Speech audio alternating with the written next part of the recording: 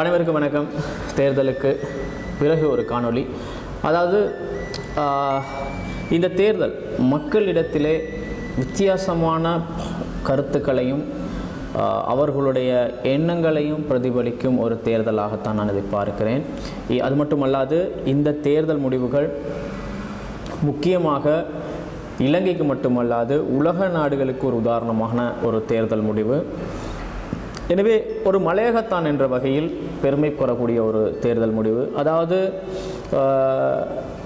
அது யாருக்கு வேண்டுமானாலும் வாக்களித்திருக்கலாம். அதாவது என்பிபியாக இருக்கலாம், சஜபையாக இருக்கலாம், பொகுட்டுவையாக இருக்கலாம், அல்லது என்டிஎஃபாக இருக்கலாம். யாருக்கு வேண்டுமானாலும் இந்த முறை தேர்தல் வாக்குகளை நீங்கள் அளித்திருக்கலாம். ஆனால் அளித்த வாக்குகள் ஒவ்வொன்றுமே சரியான தெரிவுகளாக இருந்திருக்கிறது. இதுதான் முக்கியமாக பார்க்கப்பட வேண்டிய ஒரு விஷயம். காரணம், முழு இலங்கையும் ஒரு பக்கம் நிற்கும் போது ஒரே ஒரு மாவட்டம் மாத்திரமே இம்முறை என்பிபி தோல்வியை தழுவியது. அதுவும் கூட என்னை பொறுத்தவரையில் முழு இலங்கைக்கும் ஒரு உதாரணமான ஒரு மாவட்டமாகத்தான் நான் பார்க்கிறேன். காரணம், எத்தனை கோவிடாக இருக்கலாம், கிரைசிஸாக இருக்கலாம், இலங்கையில் நடைபெற்றக்கூடிய பல பிரச்சனைகளின் நேரமும் எதிர்க்கட்சிகளை அமர்ந்து கொண்டு சரியானதை திட்ட தெளிவாக மக்களிடத்தில் பேசிய ஒருவர் தான் திரு சாணக்கியன் அவர்கள். எனவே இந்த சாணக்கியன் மக்களோடு இருந்தார் என்பதற்காக அந்த மாவட்ட மக்கள் அவரோடு இருந்திருக்கிறார்கள். எனவே இது ஒரு பெரிய உதாரணம். நீங்கள் மக்களோடு இருப்பீர்களானால் மக்கள் உங்களை கைவிட மாட்டார்கள். அதை விட்டுவிட்டு நீங்கள் ஏமாற்றி திறந்தீர்களானால் சுமந்திரனுக்கு நடந்தது, ஜீவன் தொண்டமான், திகம்பரம், ராதாகிருஷ்ணன் போன்றவர்களுக்கான வாக்கு வங்கி பெரும் சரிவை வெட்டியது. தன்னுடைய கோட்டை என்று நினைத்த இடத்திலே மாவட்டங்களில் தோல்வி அடைந்தது. பல விஷயங்களை பற்றி நம்ம சிந்திக்க வேண்டியதாக இருக்கிறது. எனவே இந்த தேர்தலிலே இன்னும் ஒரு விஷயம் எனக்கு ஒரு ஆசை இருக்கிறது. இந்த 5 வருடங்களிலே தமிழ் மக்களிடத்திலே இருந்த ஒரு விஷயம்தான், அதாவது மலையகம், வடகிழக்கு, இது ரெண்டு பிரித்து பேசுகிறது நிறைய விஷயம் நடந்திருக்கு. மலையகத்தில் மாணவர்கள் கல்வி பயில்வதும், நாங்கள் போயிட்டு யாழ்ப்பாணத்தில் அல்லது வடகிழக்கில் கல்வி பயில்வது இதெல்லாம் சாதாரணமாக இருந்தாலும் கூட மக்களிடத்திலே பல திட்டங்கள் கை நழுவி போனதற்கு ஒரு காரணமாக இருந்தது மலையகம் வடகிழக்கு என்று பிரித்து பேசியது. ஆனால் இம்முறை அதுவும் இல்லாமல் மலையகமும் சரி வடகிழக்கும் சரி ஆட்சி செய்து கொண்டிருக்கக்கூடிய அல்லது இம்முறை ஜனாதிபதி தேர்தலில் வெற்றி பெற்ற ஏகேடி என்று செல்லமாக அழைக்கக்கூடிய அன்றகுமார் திசாநாயக்க அவர்கள் கைக்கு இந்த 2 மாவட்டங்களும் அல்லது இந்த பிரதேசங்கள் மக்கள் வாக்களித்திருக்கிறார்கள். எனவே இவர்களுக்கான சாதாரணமாக ஏதாவது ஒரு நல்லது நடக்கும் என்று நினைக்கிறோம். அதாவது யாழ்ப்பாணத்தை பொறுத்தவரையிலே பொதுவாக வடகிழக்கு அப்படின்னு வரும்போது அதிகமான மக்கள் வெளிநாடுகளிலே வசிப்பது ஒரு விஷயமாக இருக்கிறது. மலையகத்தை பொறுத்தவரையில் அப்படி ஒரு கட்டாயம் ஒரு நிலைமை இல்லை. எனவே மலையகத்தை தாண்டி வடகிழக்கை டெவலப் பண்ணுறது, அதாவது இலகுவாக இன்வெஸ்டர்ஸ் உள்ளே வந்திருந்தாலே அதற்கான உத்தரவாதத்தை இந்த சுமந்திரனாக இருக்கலாம், இல்லை மறைந்து போன ஐயா சம்பந்தனாக இருக்கலாம், நிறைய பேர் இருக்காங்க, இவர்கள் கொடுத்திருந்து மக்களிடத்திலே சரியான விடயங்களை கொண்டு போய் சேர்த்திருந்தால் இந்த தமிழ் தேசியம் பேசுவதை தாண்டி தன்னுடைய மக்கள், இலங்கையிலே வாழக்கூடிய மக்களுக்கு சாதாரணமாக ஏதாவது நல்லது நடக்குது. எதிர்க்கட்சி தலைவராகவும் இருந்திருக்கிறார்கள். ஆனால் இப்படியெல்லாம் இருந்தும் கூட நல்லது நடக்கலை அப்படின்னு நினைக்கும் போது மக்கள் இந்த முறை அவர்களுக்கான பதிலை அவர்களிடத்திலே கொடுத்திருக்கிறார்கள். இனிமேலும் அரசியல்வாதிகளை நம்ப போவது அல்ல, மக்கள் அவர்களுடைய வாக்கினை சரியானவர்களுக்கு அளித்திருக்கிறார்கள் என்பதுதான் ஒரு உண்மை. அடுத்த பக்கம் மலையகத்தை பொறுத்தவரையிலே இம்முறை இவர்களுடைய வாக்கு வங்கி குறைந்திருக்கிறது.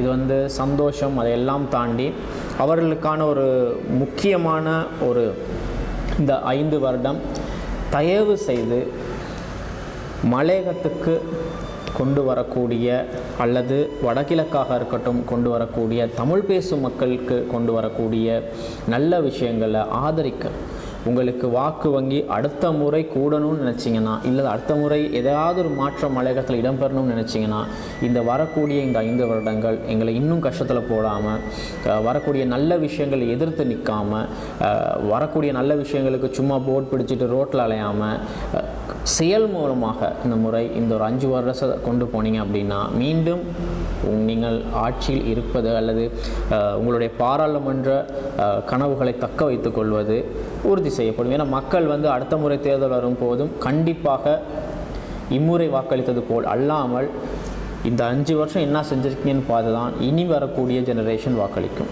எனவே இப்போ இருக்கக்கூடிய ஜெனரேஷன், இப்போ இருக்கக்கூடிய தம்பி தங்கைகள் அண்ணாமார் அவங்க படக்கூடிய கஷ்டங்கள், இப்போ கொழும்பு எடுத்துக்கொண்டீங்கன்னா நான் வேணால் பெட் பிடிக்கிறேன், ஒரு 5 நாள் 3 நாள் மலையக அண்ணாமார் இல்லைன்னா கொழும்பு நாற்று அடித்து போயிடும். இது எத்தனை பேர் ஏற்றுக்குவீங்கன்னு தெரியாது, இதுதான் உண்மை. ஒரு ஹோட்டலை க்ளீன் பண்ணுமா இருந்தால் அந்த ஹோட்டலில் பார்த்தீங்கன்னா அந்த அதுக்கான இருக்கக்கூடியவங்க எங்கள் அண்ணாமாராக தான் இருப்பாங்க, மலையகத்துலேருந்து வந்த அண்ணாமாராக தான் இருப்பாங்க, இல்லை தம்பிமாராக இருப்பாங்க. நீங்கள் அதில் எந்த இடத்துல போய்ட்டு நீங்கள் தேடி பாருங்கள், எங்கேயோ ஒரு இடத்துல கண்டின்னு வாங்க பதுல்லனோ பண்டாரல் நுவரலியே அட்டன் மஸ்கிலியே பகவந்தில் சாமி மலை சாஞ்சி மலை நல்ல தண்ணி எங்கேயோ ஒரு இடத்துல இருக்கக்கூடிய அதிலேருந்து உள்ளுக்கு இருக்கக்கூடிய எஸ்டேட்ஸ் இங்கே இருக்கவங்களுக்கு அந்த பேர் கூட சில இப்போ நீங்கள் பகவந்தில் எடுத்துக்கிட்டிங்கன்னா டீன்ஸின் கிரக்க சோல்மன் நாராது இதுன்னு எவ்வளோ இன்னொன்று அந்த ராணிக்காடு இதெல்லாம் நம்ம சொன்னோம்னா எத்தனை பேருக்கு இந்த எஸ்டேட்ஸ் இருக்குன்னு கூட தெரியாது. அப்படியும் இல்லையா, நீங்கள் மஸ்கெலியா சாமி மலை எத்தனை பேருக்கு இருக்குன்னு தெரியாது. மஸ்கெலியாவை எடுத்துக்கிட்டிங்கன்னா அது உள்ளுக்கு இருக்கக்கூடிய மரே டீஸா அது இதுன்னு அங்கிட்டு இருக்கக்கூடிய எஸ்டேட்ஸ் எத்தனை பேருக்கு தெரியுது. ஆனால் அங்கே இருக்கக்கூடிய யாரோ ஒரு அண்ணனோ தம்பியோ தான் இங்கே வந்து இல்லை அக்கா தங்கச்சிமார் இங்கே வந்து தான் வேலை செஞ்சு கொழும்பு நகர்ப்புறங்களை கூட, இலங்கையில் நகர்ப்புறங்களை கூட சுத்தமாக வச்சிட்ருக்காங்க. எனவே இதெல்லாம் வந்து இவ்வளோ நாளாக நாங்கள் பேசினோம், இனிமேல் அதை வந்து பேச வேணாம் அப்படின்னு நினைக்கிறேன். இந்த தேர்தல் முடிவுகள் ஒரு நல்ல முடிவை தந்திருக்கிறது. இலங்கையில் நிறைய பேர், அதாவது என்பிபிக்கு வாக்களித்தவர்கள் வந்து எங்களுடைய வாக்குகளை தர்றோம், எதையோ செஞ்சு நாட்டை டெவலப் பண்ணிடுங்க, இவ்வளோ தான் கேட்டது. ஒன்று அது என்ன செய்ய போகிறாங்க, எப்படி செய்ய போகிறாங்க. இன்னொன்று நேஷனல் ஒரே ஒரு கொள்கையை வைத்துக்கொண்டு நாடு முழுக்க ஒரு தேசிய கொள்கையை வைத்துக்கொண்டு ஒரு கட்சி இந்த முறை வெற்றி பெற்றிருக்கிறது அப்படின்னும் போது முழு மக்களும் அதை ஏற்றுக்கொண்டிருக்கிறார்கள். சிலர் வந்து வாக்களிக்கும் போது சிலரை வந்து இவங்க யாருன்னே தெரியாமல் கூட சிலருக்கு வாக்களித்தாங்க. முழுக்க அனுரகுமார திசாநாயக்க எங்களுடைய ஜனாதிபதி அவர்களுடைய தனி புல்லிங் அப்படின்னு தான் சொல்லணும். இப்போ விஜித ஏராத்தா இருக்கலும் அல்லது எங்களுடைய பிரதமர் ரணியா இருக்கட்டும், இவங்க ஒரு குறிப்பிட்ட ஒரு தாண்டி மற்ற அனைத்து வாக்குகளும் அனுரகுமார திசாநாயக் அப்படின்ற ஒரே ஒருவரை நம்பி தான் வாக்களித்திருக்கிறோம். எனவே இந்த நம்பிக்கை வந்து வீண் போகாதுன்னு நினைக்கிறோம். அதே போல் இன்னொரு முக்கியமான விஷயம் நான் ஃபீல் பண்ணுவது, இம்முறை படித்த ஒரு பாராளுமன்றம் இது. இந்த படித்த பாராளுமன்றத்தில் வந்து தோல்வி அப்படின்றது ஒன்று. அதாவது இன்னொரு 5 வருடம் போய் இதே மாதிரி ஒரு தோல்வியில் மக்கள் இந்த நாடை ஒன்றுமே செய்ய முடியாது, இவங்களும் செய்யலை அப்படின்னு நினைக்கும் போது அந்த கல்விக்கான அல்லது அந்த எஜுகேஷனுக்கான வேல்யூ இல்லாமல் போகும். அப்படிங்க படித்தவர்களாலும் ஒரு நாட்டை டெவலப் பண்ண முடியாதுன்ற ஒரு கட்டம் வந்துடக்கூடாது. படித்தவங்களால் முடியும் அப்படின்றது, கல்வி எவ்வளோ முக்கியம், கல்வி அப்படின்ற ஒரு விஷயம் இருந்தால் என்ன செய்யலாம் அப்படின்றது எக்ஸ்பீரியன்ஸ் இல்லாத ஒருவருக்கும் நாலேஜ் அண்ட் ஸ்கில்ஸை வந்து அவங்களுடைய ஆட்டிடியூட்ஸ் மூலமாகவும் அவங்களோட டிசிப்ளின் மூலமாகவும் கன்சிஸ்டன்சி மூலமாகவும் கொண்டு போய் சேர்க்க முடியுமானால் அதுக்கு ஒரு பெரிய உதாரணமாக இந்த 5 வருடம் இருக்க வேண்டும். ஏன்னா லாயர்ஸ், டீச்சர்ஸ், டாக்டர்ஸ், பொலிட்டீஷியன்ஸ் எல்லாமே இருக்கிறாங்க இந்த பாராளுமன்றத்தை பொறுத்தவரையில். ஒரு 65 பேர் தான் இந்த முறை, 66 பேர் தான் இந்த முறை எதிர்கட்சியில் அமர போகிறாங்க. அந்த 66 பேருமே என்னை பொறுத்தவரையில் ஒரு 90 விழுக்காடானவர்கள் வந்து சிறந்தவர்களாக இருக்கிறார்கள், ஊழல் மோசடிகள் அற்றவர்களாக இருக்கிறார்கள். ஒரு 10% வந்து இருக்கிறாங்க, அதை ஒன்றும் செய்யலாது. அந்த 10% இனிமேல் பிரச்சனை இல்லை. எனவே இனிமேல் வந்து யாருமே இந்த நாட்டில் வந்து விஐபிஸ் இல்லை, விவிஐபிஸ் கிடையாது. எல்லாருமே சாதாரண ஒரு மனிதனாக, சாதாரண ஒரு குடும்பத்தில் இருந்து வந்தவர்களாக இருக்கிறத பார்க்கும்போது இன்னொரு பக்கம் சந்தோஷமாக இருக்கிறது. எதிர்கட்சியிலே இருக்கவர்களும் கூட இப்போது இருக்கக்கூடிய இந்த 159 பேருக்கு ஏதோ ஒரு பிரச்சனை வரும்போது அல்லது அவர்களுக்கு சில விஷயங்களை செய்து கொள்ள முடியாத நேரத்தில் இவர்கள் சென்று அர்ஷடி சில்வாயெல்லாம் நாங்கள் வந்து நிறைய இடங்களில் சொல்லியிருக்கோம், அவர் வந்து சிறந்த ஒரு நிதியமைச்சராக இருக்கக்கூடியவர். அப்படி நிறைய விஷயங்கள் ஒரு உதாரணத்துக்கு சொல்கிறேன். இப்போ சாணக்கியனை பொறுத்தவரையில் 5 வருடம் இருந்திருக்கார் பாராளுமன்றத்தில். எனவே இவர்கள் போன்றவர்கள் வந்து அவர்களால் கொடுக்கக்கூடிய ஏதோ ஒரு அட்வைஸ் அல்லது உதவியை செய்வார்களானால் இந்த 5 வருடம் முக்கியமான ஒரு 5 வருடமாக இருக்கும். எனவே மலையக மக்கள் அவருடைய கோரிக்கைகள், அவருடைய வாழ்வாதாரம் மாற்றப்பட வேண்டும். மலையக மக்களுக்காக தொடர்ந்து எங்களுடைய குரல், எங்களுடைய காணொலிகள் வந்து கொண்டே தான் இருக்கும். இந்த அரசாங்கம் செய்யக்கூடிய இல்லது இருக்கக்கூடிய பிரச்சனைகள் இதை கதைப்பதற்கு ஒரு சந்தர்ப்பமாக தான் இந்த யூடியூப் தளத்தை நான் பயன்படுத்திக் கொள்ள விரும்புகிறேன். நான் முதல்ல வந்து நிறைய காணொலிகளை நான் பதிவிட்டிருக்கிறேன். ஆனால் இனிமேல் வந்து முழுக்க மலையகத்துக்கானதாகவும் எங்களுடைய சமூகத்துக்கான ஒரு விஷயமாக இருக்கணும் அப்படின்னு நினைக்கிறேன். எனவே இனிமேல் இலங்கையில் தமிழ், சிங்கள, முஸ்லீம் இப்படியானவர்கள் இல்லை, இனி அனைவருமே இலங்கையர்கள். இது ஒன்றுபட்ட ஒரு குடும்பம். எனவே வெளிநாடுகளிலிருந்து எங்களை வைத்து அரசியல் செய்தவர்களுக்கும் ஒரு பெரிய ஒரு அடியாகத்தான் இதை பார்க்க. இனிமேல் யாருமே வந்து இலங்கையில் தமிழ் தேசியம் அப்படின்ற ஒரு விஷயத்தை பேசுறது கொஞ்சம் குறைச்சி கொண்டால் நல்லம். அதை குறைப்பதற்கு இந்த அரசாங்கம் கண்டிப்பாக சந்தர்ப்பத்தை தரும். எனவே தமிழ் தேசியத்தை தாண்டி இலங்கையர்கள், இப்போ இந்தியா எடுத்துக்கொண்டீங்கன்னா தமிழ்நாடாக இருக்கலாம், கேரளா, மலையாளம், அப்படிலாம் நிறைய பேர் இருந்தாலும் கடைசியில் வந்து அவர்கள் இந்தியர்களாக இருக்கிறார்கள். எனவே இலங்கையிலும் 1000 பிரச்சனை இருக்கலாம், ஆனால் இனிமேல் இலங்கையர்களாக இருக்கிறோம். முக்கியமாக இன்னொரு விஷயம், சிலர் வந்து 83 பார்த்ததில்லை, சிலர் வந்து 89 பார்த்ததில்லை, சிலர் அதை விட தாண்டி பார்த்தீங்கன்னா 2000 அல்லது 96, 98க்கு பிறகு பிறந்தவர்களுக்கு வந்து யுத்தம் என்பது என்ன, அதோட சீரியஸ்னஸ் என்ன அப்படின்றது தெரியாது. எனவே அது தெரியாதாக இருக்கட்டும், அதோட வரலாறு நீங்கள் வாசிங்க பரவாயில்ல. பட் அது ஏன் நடந்துச்சு, எதுக்கு வந்துச்சு, தமிழ் சிங்களம், தமிழ் முஸ்லீம், சிங்கள தமிழ், இந்த விஷயங்களை விட்டு வெளியில் வருவோம். இனிமே இருக்கக்கூடிய ஜெனரேஷனுக்கு வந்து எங்கள் நாட்டில் வந்து யுத்தம்னு ஒன்று இருந்தது, 89 ஒன்று இருந்தது, 83 ஒன்று இருந்தது, இவற்றையெல்லாம் அவர்களுடைய தலையில் போட்டு ஒரு விஷக்கிருமியாக இருந்து விடாமல் இனிமே வந்து எங்கள் நாட்டில் ஒரு யுத்தமும் நடக்கலை, எங்கள் நாட்டில் வந்து 89 வரலை, எங்கள் நாட்டில் 83 வரலை, இப்படின்ற விஷயங்களை தொடர்ந்து பேசுவோம். எனவே தம்பி தங்கைகளிடத்திலும் இதையே கொண்டு போய் சேர்ப்போம். இனிமேல் வரக்கூடிய ஜெனரேஷன் இது ஒரு அழகான நாடு, இந்த நாட்டில் இனிமேல் பிரச்சனை இல்லை அப்படின்றத கொண்டு போய் சேர்க்க வேண்டிய கட்டாயத்திலே தான் நாங்கள் இருக்கிறோம். எனவே தொடர்ந்து மீண்டும் ஒரு காணொலியில் சந்திக்கிறேன். இந்த முறை தேர்தலில் வெற்றி பெற்ற அனைவருக்கும் எங்களுடைய மனமார்ந்த வாழ்த்துக்கள். இவர்கள் கண்டிப்பாக இந்த மக்களை, எங்களை வெட்கப்பட வைத்து விட மாட்டார்கள் என்று நினைக்கிறேன், தலைக்குனிய வைத்து விட மாட்டார்கள் என்று நினைக்கிறேன். சென்ற முறை நாங்கள்லாம் சேர்ந்து ஃபோட்டோ வரைஞ்சோம், நாங்கள்லாம் சேர்ந்து நிறைய விஷயம் செஞ்சோம், ரோட் க்ளீன் பண்ணோம், பட்டாசு போட்டோம், நிறைய விஷயங்கள். பட் இந்த முறை எதுவுமே இல்லாமல், ஆடம்பரம் இல்லாமல் ஒரு நாடு தேர்தலை சந்தித்தது அப்படின்றது தெரியாத விஷயமாக தெரியலை. உண்மையிலுமே தேர்தல் ஒன்று நடந்துச்சான்னு கூட தெரியல, அது அப்படியே ஏதோ போயிட்டு இருக்கு அப்படின்ற மாதிரி இருக்குது. எனவே இதுவே வந்து ஒரு வெற்றியாக தான் பார்க்க, எந்த ஒரு விஷயமும் இல்லாமல்.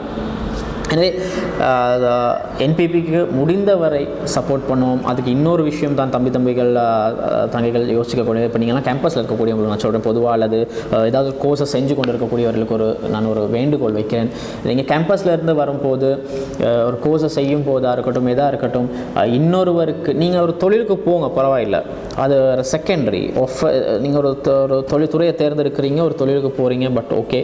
பட் 2 பேருக்காவது வேலை கொடுப்போம், இண்டிபெண்ட்டாக நம்மளால் முடிந்தது புது விஷயங்களை உருவாக்குவோம், தொழில் முயற்சிகளை உருவாக்கக்கூடியவர்களாக மாறுவோம். ஏன்னா இப்போ இருக்க ஆப்பர்ச்சுனிட்டிஸ், இப்போ இருக்கக்கூடிய டெக்னாலஜியோட நிறைய தொழில் வாய்ப்புகளை உருவாக்க முடியும். அதை உருவாக்க வேண்டுமானால் இப்போ இருக்கக்கூடிய ஜெனரேஷன் சின்ன வயசுலேயே பிஸ்னஸ் இண்டிபெண்டன்சி அல்லது என்டர்பிரினர்ஷிப் அப்படின்ற ஒரு விஷயத்தை கையில் எடுக்க வேண்டிய ஒரு கட்டாயம் இருக்குது. அப்படி எடுத்த நாடுகள் தான் இப்போது வெற்றி அடைந்திருக்கிறது. அது எலான் மாஸ்காக இருக்கலாம், தெரிந்த பெரிய பேர்களாக இருக்கலாம், அல்லது எங்களுடைய ஃபேஸ்புக் ஓனராக இருக்கலாம், அல்லது சுந்தர் பிச்சையாக இருக்கலாம். இவர்கள் அனைவருமே வந்து பெரிய ஒரு அளவு தன்னுடைய நாட்டுக்கு, தன்னுடைய மக்களுக்கு பொருளாதார ரீதியாகவும் உதவி செய்யக்கூடியவராக இருக்கிறார்கள். எனவே தொடர்ந்து பார்ப்போம், கவனிப்போம், தொடர்ந்து பேசிக்கொண்டே இருப்போம். எங்களுடைய மக்கள் சந்தோஷமாக வாழ்வார்கள் என்று நினைக்கிறேன். குறைந்தது மலையக மக்களுக்கு 2500 ரூபாய் சம்பளமாவது கிடைக்கும். அந்த சம்பளம் சரியான முறையில் பெற்றுக் கொடுக்கப்படும் அப்படின்னு நினைக்கிறேன். அதாவது ஒரு தொழில் செய்பவர்களுக்கு வந்து அவர்களுடைய சம்பளத்தை அவர்களே தீர்மானிக்க வேண்டும். ஆனால் மலையக மக்களை பொறுத்தவரை அப்படி ஒரு அப்படி ஒரு நிலைமை இல்லை, ஒரு இக்கட்டான நிலையில் தான் வாழ்ந்து வந்திருக்கிறார்கள். எனவே இம்முறை தேர்தல் அவர்களுக்கான ஒரு தேர்தல். இம்முறை அனைவருமே ஏதோ ஒரு விஷயம், எங்களுக்கு இதை செஞ்சு தர மாட்டாங்களா, யாரோ ஒரு வந்து செஞ்சிட மாட்டாங்களா, ஊழலற்ற ஒரு நாட்டை உருவாக்கிவிட மாட்டார்களா என்று நினைத்து தந்திருக்கிறார்கள் வாக்கினை. எனவே எந்த ஒரு 5 வருடத்தில் எல்லாமே நடக்குமான்னு கேட்டால் அது நடக்காது. பட் ஆனால் செய்யக்கூடிய சில மாற்றங்களை செய்தாலே வந்து இந்த ஒரு சின்ன நாடு இது 5 வருடத்தில் முக்கியமான பிரச்சனைகளுக்கு முடிவு கொண்டு வரலாம் நினைக்கிறேன். எனவே மீண்டும் ஒரு காணொளியில் சந்திக்கிறேன். வெற்றி பெற்ற அனைவருக்கும் வாழ்த்துக்கள். நன்றி.